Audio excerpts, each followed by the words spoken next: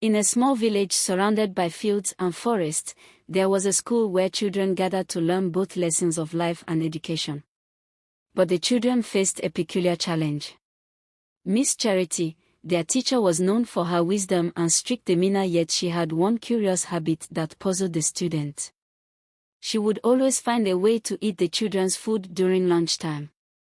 Miss Charity had a habit of walking around the classroom, peering over their shoulder during lunch. As the children opened their lunch boxes, she would exclaim, "Oh, that looks delicious," before helping herself to the children's meals.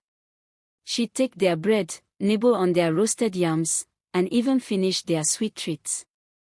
The children were afraid of their stern teacher and dared not to protest or complain to anyone. But they grew increasingly frustrated and hungry. One day, a clever new boy named Jerry joined the school. He was fat and chubby. He never joked with his food. It didn't take long for him to notice Miss Charity's habit of stealing the children's food. The other children warned him about it, whispering during breaks, "If you bring anything nice, hide it. Otherwise, Miss Charity will eat it." Jerry, known for his quick thinking, decided he couldn't let this continue. He told his parents about what was happening at school, and soon, word spread across the entire village. The parents, all hard-working villagers, were furious. They had been packing simple but precious meals for their children, only for Miss Charity to take them greedily. Something had to be done. That evening, the parents gathered together to discuss a plan. Jerry's mother stood up and said, "If Miss Charity wants our food so badly, let's give her what she asked for, but on our terms." Jerry's father nodded with a grin. "Yes. Let's teach her a lesson she won't forget." The plan was simple yet clever.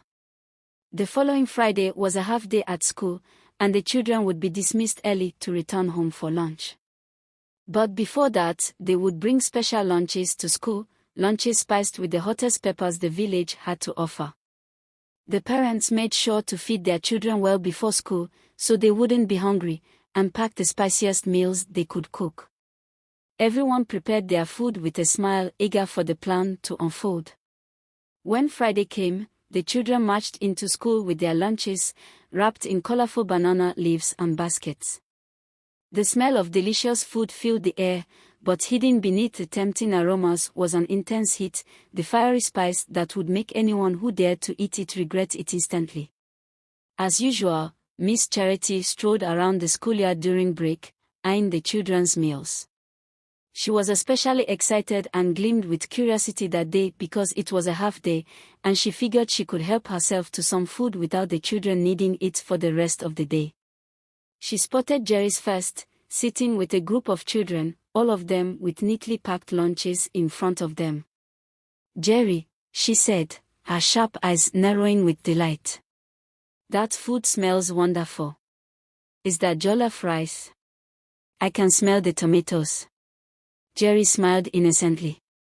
"Yes, Miss Charity.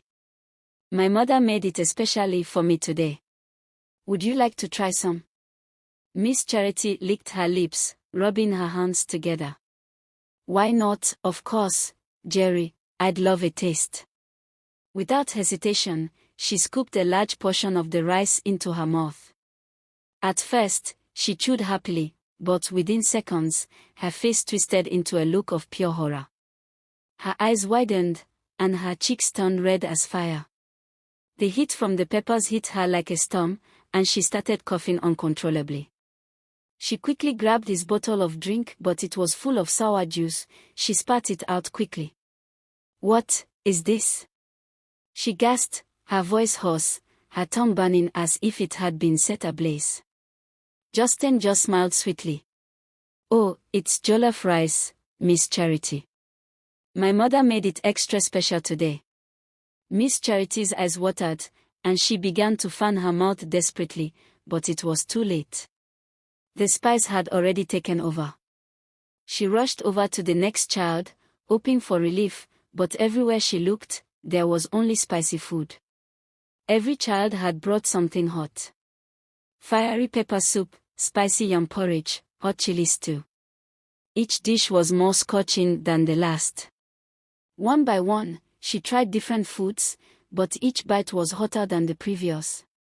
The children watched her, stifling their giggles as Miss Charity ran around the schoolyard, trying to find something that wouldn't set her mouth on fire. She finally gave up and stumbled to the water barrel, gulping down water as fast as she could, but the heat didn't fade. By now, the children couldn't contain their laughter. They watched as their teacher, who had once terrorized them by taking their food, was now defeated by the very meals she had so eagerly devoured. Miss Charity's face was bright red, and sweat dripped from her forehead. Her hands trembled as she fanned her burning mouth.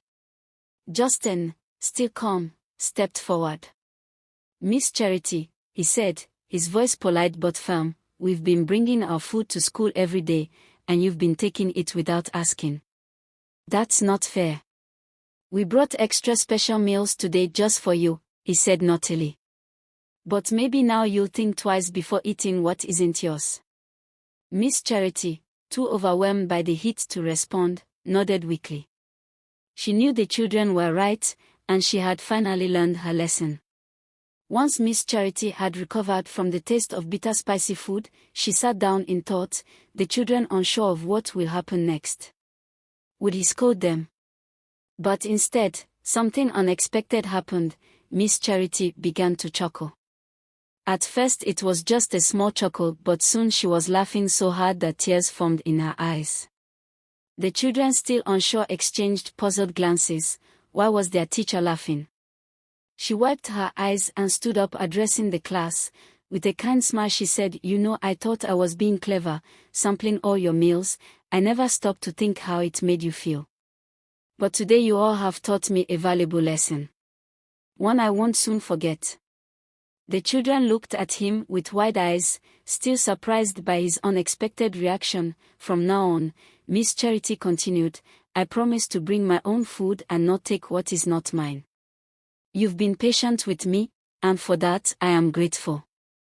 In fact, it's only fair that I make it up to you." The children looked with curiosity, wondering what she would say next.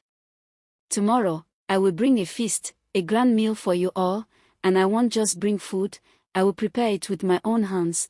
After all, I have been eating your delicious meals for so long, it's time I return the favor." The children burst into cheers, excited at the prospect from the feast. True to her word, the next day, Miss Charity arrived school with baskets full of food, drinks and bread. The children sat together in the shade of a large tree in the school compound, feasting and laughing with their teacher for the first time. Miss Charity also told them stories of how she was a mischievous girl herself when she was their age. The children, now full of laughter, never forgot the day they taught their teacher a lesson. From that day on, Miss Charity never took food from the children again. Instead, she brought her own lunch to school and sat at her desk eating. The children, relieved and happy, enjoyed their meals in peace, free from the worry that their teacher would take them.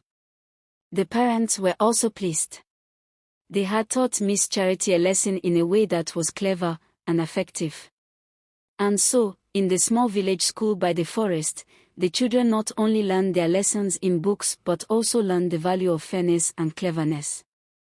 Miss Charity, though once greedy, became a more humble and respectful teacher, and the school returned to being a happy place where everyone could enjoy their lunch. Please, if you enjoy my folktales, subscribe to my channel, and God bless you as you do so.